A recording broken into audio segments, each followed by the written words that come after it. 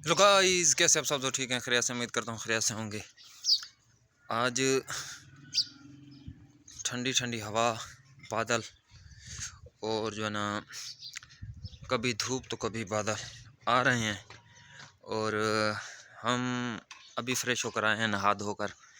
तो मैं ऐसे लोगों पे हैरान होता हूँ जो सर्दियों में नहीं नहाते। सर्दियों में नहीं नहाते। अगर हम एक महीना भी ना नहाएं तो बंदा खुद को बोझ बोझ महसूस करने लगता है। एक महीने बाद नहाना चाहिए, चलें रोज़ाना नहीं तो एक महीने बाद नहाना चाहिए। तो हम नहा कर आ गए हैं, एक महीने बाद नहीं, एक दिन बाद। हाँ, वैसे मजाक कर रहा हूँ महीने की, लेकिन वो लोग होते हैं 6-6 महीने सर्दियों वाले नहीं नहाते, 3-3 महीने, 2-2 महीने, एक महीना भी नहीं नहाते। फिर उनमें पता नहीं चलता मट्टी कौन है और वो कौन है।